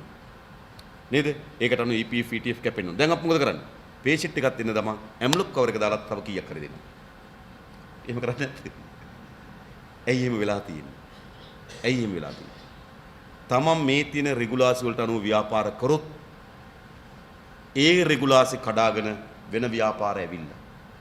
ඒ නිසා හැම කෙනාටම කැමැත්තෙන් හෝ අකමැත්තෙන් පොළඹවලා තියෙනවා නීති කඩන්න. නීති කඩන්න. ඒ නිසා අපි තමුන්වන්සලට එක සහතිකයක් දෙනවා. අපි ව්‍යාපාර ලෝකයේ ඇති වී තිබෙන මේ කළු වර්ණය, මේ තල්ලු වෙමින් යන කළු වර්ණය හැම දිසාවට දිහිමින් තියෙන මේ කළු වර්ණය අපි අයින් කරනවා. හැම කෙනාටම පිරිසුදු ලෙස ව්‍යාපාර කරන්න පුළුවන් වාතාවරණයක් අපි හදනවා. එයි අපි ව්‍යාපාරිකයෝ නෙවෙයි. අපි ව්‍යාපාරිකයෝ නෙවෙයි. අනෙක් හැම කෙනාම ව්‍යාපාරිකයෝ. මුදල් අමාත්‍යවරයා අයවැය ලේඛනය හදන්න කලින් කල්පනා කරනවා තමන්ගේ ව්‍යාපාරයට කොහොමද වෙන්නේ කියලා. තමන්ගේ ව්‍යාපාරයට කොහොමද බලපාන්නේ කියලා බලනවා අනිවාර්යයෙන්. කර්මාන්ත අමාත්‍යවරයා කර්මාන්ත ප්‍රතිපත්ති හදන්න කලින් කල්පනා කරනවා තමන්ගේන බහන් වලට මොනව වෙයිද කියලා. වරාය අමාත්‍යවරයා වරාය ප්‍රතිපත්ති හදන්න කලින් කල්පනා කරනවා තමන්ගේ කන්ටේනර් යාඩ් එකට මොනව වෙයිද කියලා. මේක කතාව. ඒ කියන්නේ මේ හැම කෙනාටම තියෙනවා ඒ දේ පිළිබඳව තමන්ගේම උවමනාව. ඒ නිසා මේ හැම දෙනාම ව්‍යාපාර ලෝකේ බලන්නේ තමන්ගේ ව්‍යාපාරය මත තියලා අපි ව්‍යාපාර හිමිකරුවන් නෙවෙයි. ඔබලා ව්‍යාපාර හිමිකරුවෝ. අපි දේශපාලකයන්. අර සීසර් කිව්වා වගේ නේද? සාර්ගේ දේශාටත් දෙවියන් වහන්සේගේ දේ. මේ සීසර්ගේ දේ සීසර්ටත් දෙවියන් වහන්සේගේ දේ දෙවියන් වහන්සේටත්. අපි කියන්නේ ව්‍යාපාරිකයන්ට ඔබේ දේ ඔබටත් දේශපාලකයන්ට අපේ දේ අපිට. දේශපාලනේ ව්‍යාපාරයට ගේන්නෝ ව්‍යාපාර වෙනුවෙන් දේශපාලනය කරන්න අපි සූදානම් නේ. ඒ නිසා අපට විතරයි අපි සහතිකයක් දෙනවා මේ ව්‍යාපාර ලෝකයේ ඇති වී තිබෙන මේ කළු ගතිය අයින් කරන්න පුළුවන්කම තිබෙනවා. ඊළඟ මේක කාර්යක්ෂම කරන්න ඕන. වේගවත් කරන්න ඕන. අද මොකද්ද වෙලා තිබෙන්නේ? ලෝකයේ එක තැනකින් භාණ්ඩයක් අරගෙන එක සැරකින් භාණ්ඩයක් අරගෙන අනිත් තැනට භාණ්ඩ විකිනෙන තෙක් අතරමැද ඉන්න කාලය අපත යන කාලයක්. නිෂ්පාදකයන්ගෙන් භාණ්ඩ ගත්තා පාරිභෝගිකයා අතරට යන තෙක් ඒ භාණ්ඩ ගත කරන කාලයට මොකද වෙන්නේ? ඒ කාලේ කිසි ප්‍රතිඵලයක් හදන්නේ නැහැ. ඒ නිසා මොකද කරන්නේ? නිෂ්පාදනයෙන් භාණ්ඩ මිලදී අරගෙන පාරිභෝගිකයා දක්වා මේ භාණ්ඩ එන කාලය කෙටි කරන්න ඕනේ. ඒකට කාර්යක්ෂම කරන්න ඕනේ. අද අපේ කාර්යක්ෂම වෙලා තියෙනවද? කොච්චර රස්තියද වෙනවද වරායට ගිහින්? මොන ලිපි ලේඛන පෙන්වන්න ඕනද? AC LC එක අර පැත්තෙන් අරන් එන්න ඕන, අර පැත්තට තව ගෙන්න ඕන, අනිත් මහත්තයල්ලන්න ඕන, ලොකු මහත්තය නැහැ කියනවා, පොඩි මහත්තයනකන් ඉන්න කියනවා, අද ෆයිල් එක නැහැ කියනවා, හෙට අහවොත් හරියයි කියනවා, මේ බැංකු ගිණුම නම් හරියන්නේ නැහැ කියනවා, මේක නිකන් පරක් වෙලා කියනවා, මේ LC එක ඔයාගේ නමින් තියෙන වෙන කෙනෙක්ගේ නමින් කියනවා, මේ ඔයාගේමද කියලා අහන හැදුම් පොතිනවද කියලා ඥාතින් කොයිද කියලා අහන පරම්පරාව කොයිද ඇත්තටම ඔයා ව්‍යාපාරේ ඔයාමද ඉන්නේ කියලා අහනවා. මොකද මේ වෙලක් තියෙන්නේ? මොකද කියන්නේ එහෙම වෙන්නේ නැද්ද? භාණ්ඩේ වෙළඳපොළ කාර්යක්ෂම වෙන්න නම් නිෂ්පාදකයාගේ සිට පාරිභෝගිකයා දක්වා ඒ භාණ්ඩේ වේගයෙන් සම්බන්ධ වෙන්න ඕන.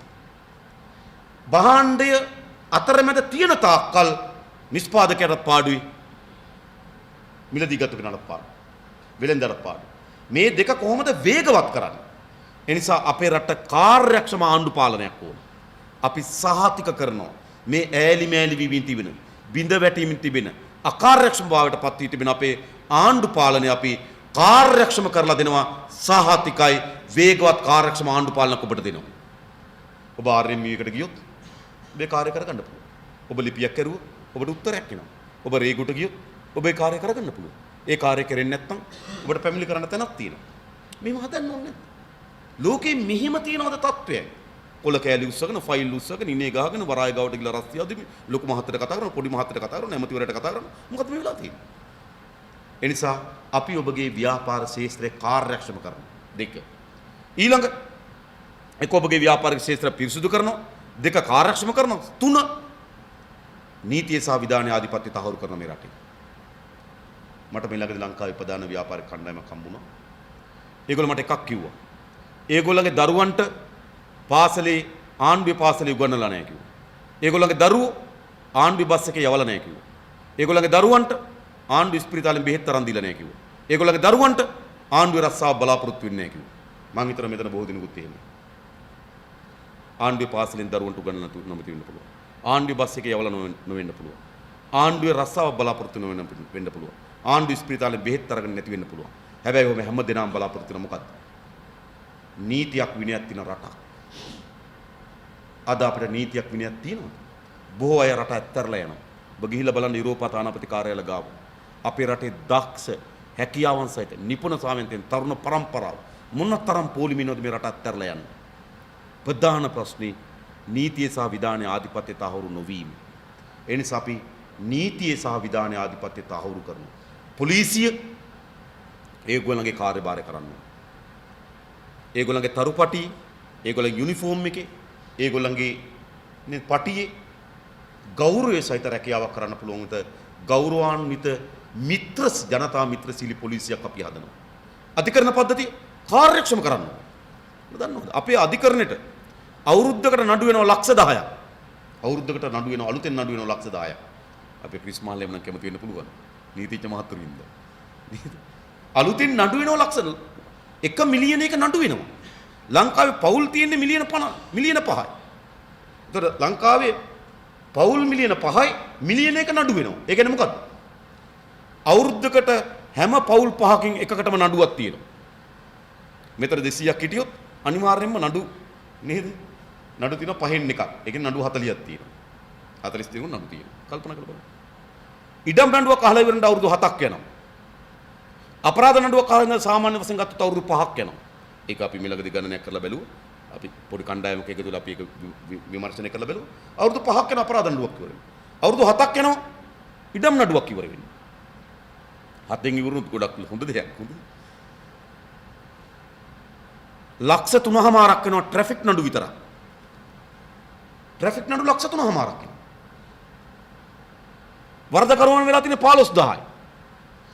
ලක්ෂ 3මාරක් ට්‍රැෆික් නඩු වර යනවා වරදකරුවන් වෙලා තියෙන්නේ 15000යි. දඩකොළේට තව වගන්ති දෙකක් එකතු කරොත් ට්‍රැෆික් නඩු ලක්ෂ 3කින් අඩු කරන්න පුළුවන්. එතකොට මේ ලක්ෂ 10 ලක්ෂ 7ක් වෙනවා. එතකොට නීතිඥ මහතුරුගේ අපිට නඩු නැති වෙනව නේද කියලා. නෑ. උසාවිය කාර්යක්ෂම වුණොත් නඩු දාන්න කැමති අය නඩු යනවා. අද බොහෝ අය නඩු යන්න අකමැති. රස්තියාදු වෙන්න බෑ. ඒ නිසා කාට හරි අසාධාරණයක් වෙලා තියෙනවා නම් යුක්තිය ඉටු කරගන්න යන්නේ නෑ. එයි අධිකරණයට ගිහලා මොකටද රස්තියාදු වෙන්නේ? කොච්චර කාලයක් යන්නද කියලා කල්පනා කරමින් තිබෙනවා. ඒ නිසා කාට හරි අසාධාරණයක් වෙනවා නම් යුක්තිය ඉටු කර ගැනීම එයාගේ මානව අයිතියක්. ඒ යුක්තිය ඉටු කරගන්න මොකද වෙන්න ඕන? අධිකරණ පද්ධතිය කාර්යක්ෂම වෙන්න ඕන. ඒ නිසා අපි කාර්යක්ෂම අධිකරණ පද්ධතියක් හදනවා. මේ ලක්ෂ 10 ට්‍රැෆික් නඩුම අඩු කරගන්න පුළුවන්. ඔබ හිතන්න ලක්ෂ 10ක් නඩු වාර 3ක් තිබ්බොත් ලක්ෂ 30ක්. يعني උසාවි වලට විතරක් අවුරුද්දකට යන ලක්ෂ 30ක්. බස් කොච්චර වුණොත්? කාර් කොච්චර වුණොත්? කොච්චර ශ්‍රමය කොච්චර අපත යනවා? ඒ නිසා මේ අකාර්යක්ෂමතාවයෙන් පිරිච්ච රාජ්‍යයක්, නීතියක් විනයක් නැති රාජ්‍යයක්. ඒ නිසා අපි සහතික කරනවා ව්‍යාපාරික ලෝකෙ ඉස්සරහට යන නම් නීතියේ විනය ආධිපත්‍ය තහවුරු කරන්න ඕන. මට මතකයි සැංගිලා ආයෝජනය ආපු එක පිළිබඳව සම්මන්ත්‍රණයක් තිබ්බ නේද? කියන ආයෝජනයන් පිළිබඳව ලොකු සම්මන්ත්‍රණයක් තිබ්බ මැදිහත් වුණේ හිටපු ආරක්ෂක ලේකම් ගෝඨාභය රාජපක්ෂ මහත්මයා. ඔහු ඒ සම්මන්ත්‍රණයේදී කිව්වා ලංකාවට යන ආයෝජකයන්ගේ විශාල අකමැත්තක් තිබෙනවා, ගැටලුවක් තිබෙනවා. තමන්ගේ ආයෝජනයේ වේගයෙන් ගේන්න බෑ කියලා බාධා වැඩි, නීති වැඩි, හොයනවා වැඩි, ප්‍රශ්න ගොඩක තියෙනවා. අවුරුදු 2-3 යනවා ආයෝජනයක් ගේන්න කියලා ගෝඨාභය ආරක්ෂක ලේකම්වරේ සමුළු ඔමතලා කිව්වා. හැබැයි ඒ වගේ මෙයා කිව්වා නෑ ඔයගොල්ලෝ බය වෙන්න එපා. නිවැරදි channel එක හොයාගත්තොත් ඉක්මනින් ගේන්න පුළුවන් කිව්වා. උදාහරණයකට සැංගිලා කිව්වා. සැංගිලා නිවැරදි channel එකෙන් ආවා. ඉක්මනින්ම ආයෝජනය ආවා. නිවැරදි channel එක මොකක්ද? කමිෂන් එක බෙදෙන පාර. ඔච්චරයි. එනිසා ආයෝජනට කියන්නේ මොකක්ද? ඕන් කියන ආයෝජකයන් විශාල කනස්සල්ලක ඉන්නවා වේගෙන් ආයෝජන ගේන්න බෑ කියලා.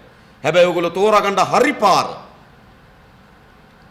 ඉක්මනින් ගේන්න පුළුවන් ඒ වගේ ආයෝජනයක් තමයි සැංගිලා කියලා කිව්වා. මට ඒක ව්‍යාපාරික ආයෝජක සමුළුවක් අමතලා. ඒතකොට මම කියන්නේ අපි එක channel එකක් නෙවෙයි ආයෝජනයන් ගේන සියලුම channel ටික වේගවත්ව කාර්යක්ෂම කරනවා. ආයෝජන ඇමතිවරයා ගාවට, ආයෝජන සභාපතිවරයා ගාවට, ජනාධිපතිවරයා ගාවට හම්බ වෙවි ගේන්න ඕනේ. ඒක වෙනම කාර්යයක්. ඒ කාර්යය අපි සහතික කරනවා. මොකද අද ව්‍යාපාරවල සිද්ධ වෙලා තියෙන්නේ එක්ක දේශපාලක ව්‍යාපාර කරන්න ඕන, එක්ක දේශපාලකට කප්පම් දෙන්න ඕන. ওই දෙක නැතුව ව්‍යාපාර කරන්න. ඒක ව්‍යාපාරික මාත් එක්ක වුණා පහුගිය ආණ්ඩුව තියෙන කාලේ. එතුමා කිව්ව එක කාලයක් රජයේ යම් ටෙන්ඩරයක් ගැනීම සඳහා සුදුසුකම් 95ක් තියෙන්න ඕන, දේශපාලන 5ක් තියෙන්න ඕන කිව්වා. එක කාලයක්. හැබැයි පහුගිය කාලේ ගැන මට කෙනෙකුට කිව්වා දේශපාලන 95ක් තියෙන්න ඕන, සුදුසුකම 5ක් තියෙන්න ඕන. සුදුසුකම අවශ්‍ය 5යි, දේශපාලන 95ක් තිබ්බොත් ඒ ටෙන්ඩර් එයාට පාස් කරගන්න පුළුවන්. මෙහෙමනේ සිද්ධ වෙලා තියෙන්නේ. ඒ නිසා අපි නැවතත් සහතික කරගන්න. සහතික කරන්න. ඔබගේ හැකියාව, ඔබගේ සුදුසුකම අනුව ඔබට ටෙන්ඩරයක් ලැබෙනවා, ඔබට ආයෝජනයක් ලැබෙනවා, ඔබට ඒ කාර්යක්ෂම කරලා දෙනවා. එයි අපිට තියෙන්නේ පුද්ගලික අපේ වමනාවන් නෙවෙයි. මගේ පංගුව කොච්චරද? අපේ බිමල් රත්නායක සහෝදරයාගේ පංගුව කොච්චරද? අපේ මේ මහත්තුරුන්ගේ පංගුව කොච්චරද කියන එක නෙමෙයි අපේ වමනාව, රටේ වමනාව. ඒ නිසා අපි එන්නේ අපේ ප්‍රශ්න විසඳගන්න නෙවෙයි. ආණ්ඩුව කියන්නේ කැබිනට් මණ්ඩලය කියලා ඒක බොරුවක්. චන්ද්‍රිකා කුමාරතුංග මැතිණියගේ ආණ්ඩුව උනේ චන්ද්‍රිකා මැතිණියයි, මනෝත් ඉත්තල්ල මහත්මයයි, තාරාදි මිල්නෝනයි, බාලපට බැදි මහත්මයයි. ඒක තමයි චන්ද්‍රිකාගේ ආණ්ඩුව.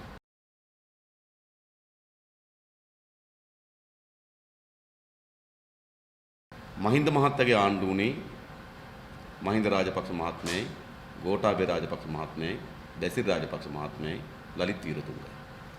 වර්තමාන ආණ්ඩුව රනිල් වික්‍රමසිංහ මහත්මයයි, මලික් සමරවික්‍රම මහත්මයයි, අර්ජුන මහේන්ද්‍ර මහත්මයයි, චරිත රත්වත්. මේක තමයි ආණ්ඩුව. කවුරු හරි හිතනවා නම් අමාත්‍ය ධූරයක් අරගෙන ආණ්ඩුවක කොටස් කරුවෝ කියලා නෑ.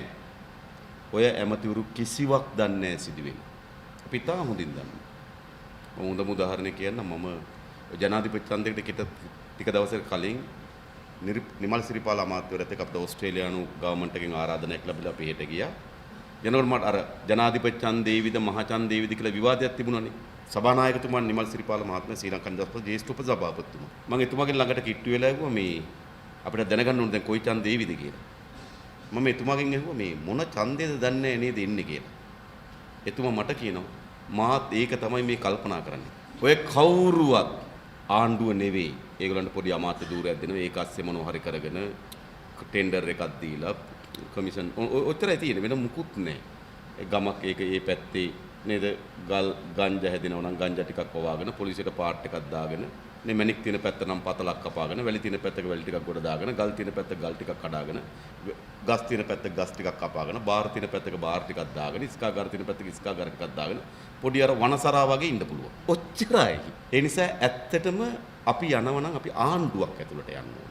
ඒ කියන්නේ ආණ්ඩුව තමයි මූලික ආර්ථික ප්‍රතිපත්තිය හදන්නේ. අමතිවරයා නෙවෙයි. ඒ ආර්ථික ප්‍රතිපත්තියත් එක්ක විදේශ ප්‍රතිපත්තිය ගැට ගැහෙනවා. නීතිය සහ විධානයත් ගැට ගැහෙනවා. ඒ නිසා අමාත්‍ය ධූරකින් පමණක් මේ සියල්ල කළ හැකි වේවි කියලා අපි විශ්වාස කරන්නේ නැහැ. ඒ නිසා අපේ රටේ මේ දේශපාලන ව්‍යාපාර දෙකම දැන් යල් පැනලා කල්ලිකුත් වෙලා තියෙනවා. ඒවට අලුත් කිසිවක් කරන්න නැහැ. අලුත් කිසිම දැක්මක් නැහැ. ඒ නිසා අපේ රට අලුත් ගමනකට ඕන. අන්නේ අලුත් ගමන වෙනුවෙන් බලය අත්පත් කර ගැනීම සඳහා වූ දේශපාලන න්‍යාය පත්‍රයකට ජනතා විමුක්ති පෙරමුණේ අපි ඒ වගේම විශාල පෙරමුණකුත් ගොඩනැගීමේ අපේක්ෂාවක් අපේ තිබෙනවා. මේ මැතිවරණයෙන් පසු. එළඹෙන මැතිවරණය අපේ රටේ බලය හොමාරුවේදී වැදගත් කාර්යභාරයක් ඉටු කර ගැනීම වෙනුවෙන් අපි මැදිහත් වීමේ සූදානම්. එසේ නැතුව මෙහි කොටස්කරුවන් උනායි කියලා මම හිතන්නේ ගොඩක් ප්‍රශ්න ඇති වෙවි කියලා. ඒ වගේම මම පොඩි එකක් අර වෙන ආයෝජනයන් පිළිබඳව අහන ජීපීකම විදේශ ආයෝජනයන්ට ඉඩකඩ දෙයිද කියලා. එහෙම එක සාකච්ඡාවකුත් තියෙනවා. දැන් ආයෝජනයන් කියලා මොනවද අපිට ආවේ? මං ගාව තියෙනවා. ඒ කියන්නේ දැන් බෙලියත්තේ ඉඳන් ඒ කියන්නේ මාතර සිට බෙලියත්ත. මාතර සිට බෙලියත්තට පරණ පාර ලොකු කරලා හැදුවා. දැන් අපි මාතර ඉඳන් බෙලියත්තට රේල් පාරක් හදනවා ඩොලර් මිලියන 278යි. එන කිලෝමීටර් 27යි තියෙන්නේ. කිලෝමීටර් එකට යන ඩොලර් මිලියන 10ක් යනවා. කියන්නේ ඩොලර් මිලියන 10ක් යනවා මාතර බෙලියත්ත රේල් පාර කිලෝමීටරයක් හදන්න. ඊට පස්සේ අපි මාතරේ ඉඳන් කතරගමට යන හයිවේ එකත් බෙලියත්ත හරහා යනවා. ඊට දැන් අපිට බෙලියත්තට පාරවල් තුනක් තියෙනවා. හයිවේ එක තියෙනවා, රේල් පාර තියෙනවා, පරණ පාර ලොකු කරලා හදලා. මේ ඔක්කොටම අපි විදේශ ණය කැඳවලා තිබෙනවා. දැන් අපිට බෙලියත්තේ ඉඳන් මේ පාරේ එන්නේ මොනවද? මොනවද එන්නේ? එක්ක කොළඹ කට්ටිය ගිහලා පදිංචි කරවන්න ඕන. පදිංචි කරලා දැන් කොළඹ නෑ දේව බලන්න ඉන්න කියන්න ඕන. මොකක්ද මේ? එහෙනම් අපේ ආයෝජනය යටිතල පහසුකම් වලට අපි එන්න ඕන. අපි මේ පරණ පාර තියෙනවා. ඒ පාර ප්‍රමාණවත් නොවෙනකොට තමයි අපි ඊළඟ පාරට යන්නේ. ඒක තමයි ආර්ථික වශයෙන් ප්‍රතිලාභයක් ඇති වෙන්නේ. දැන් අපි ණය කඳු ගොඩ ගහමින් ප්‍රතිඵල නොවන යටිතල පහසුකම් වර්ධනය කරලා තිබෙනවා. සූර්යවේ ක්‍රීඩා පිට්ටනිය මොකද ආර්ථිකයට දක්වන දායකත්වය? හම්බන්තොට මහා ජාත්‍යන්තර සම්මන්ත්‍රණ ශාලාව මොකද ආර්ථිකයට දක්වන දායකත්වය? හම්බන්තොට ප්‍රදේශිකයත් ගොඩනගලා තියෙන 6 ලේන් පාරවල් ටික මොකද ආර්ථිකයට දක්වන දායකත්වය?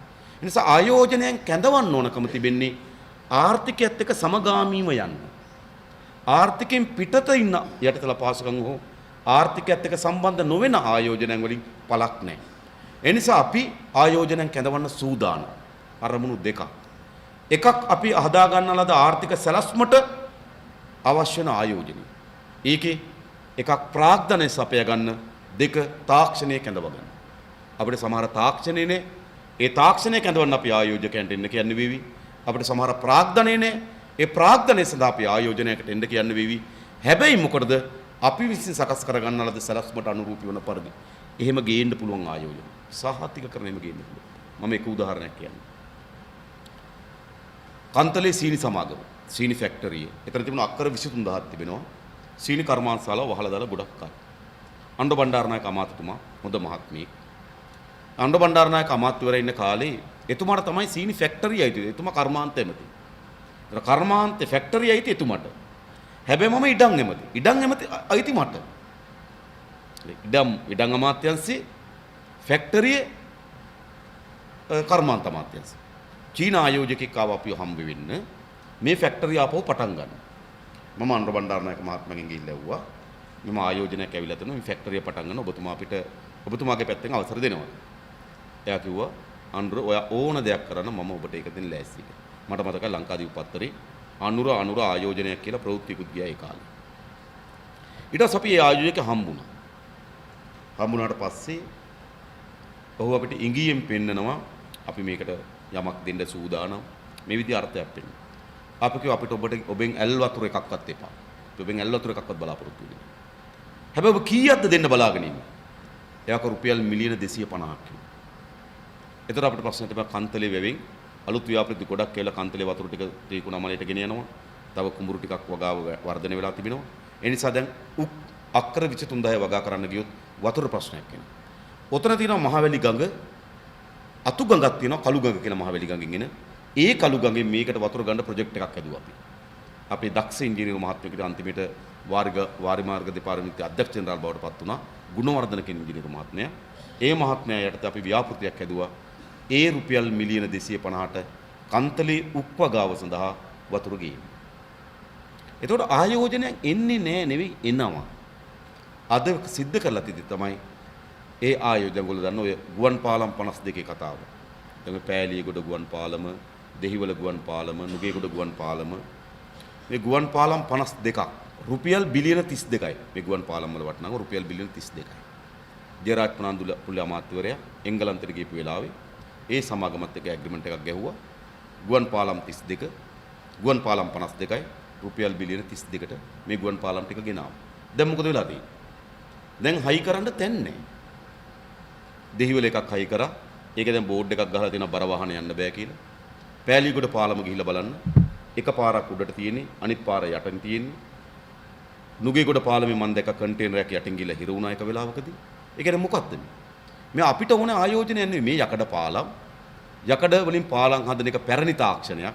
ඒක අලුත් තාක්ෂණයක් නෙවෙයි. දැන්ටත් යකඩ පාලම් තියෙන හදිසි අවශ්‍යතාවයන් සඳහා. හැබැයි ලෝකයේ හදිසි අවශ්‍යතාවයන් හදන පාලම් තොගයක් ගෙනලා අපි ගොඩ ගහගෙන ඉන්නේ. මොකද්ද මේ වෙලාව? එනිසා මේ පාලම් ආයෝජනය ඇවිල්ලා රටේ ආර්ථිකයත් එක්ක සම්බන්ධ වෙච්ච ආයෝජනයක් නෙවෙයි. Tamanට කමිෂන් එක දෙන්නම් කිව්වට පස්සේ රයිට් පාලම් 52 ගේන්න කිව්වා. දැන් ඉතින් ඇමතිවරු උඩ බලාගෙන එනවා පාලම් ටික අය කරන්නේ කොහෙද කියලා. ඉතින් මොකද්ද මේ? තව ඔයගොල්ලන්ට මම උදාහරණයක් කියන්නම්. උතුරු මේක තමයි අපේ රටේ මෑත කාලේ සිද්ධ වෙච්ච බරපතලම ගනුදෙනුව. උතුරු දුම්රිය ව්‍යාපෘති.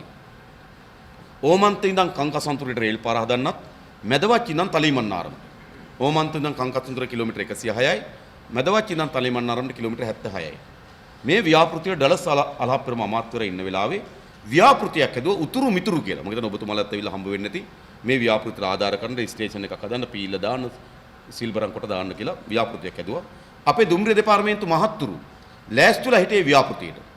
අපි ඉංජිනේරු අපිට දුම්රිය පාරක් හදන ඉංජිනේරු අත්දැකීම ගන්න තියෙන අපි අපේ රටේ පාරවල් හදලා.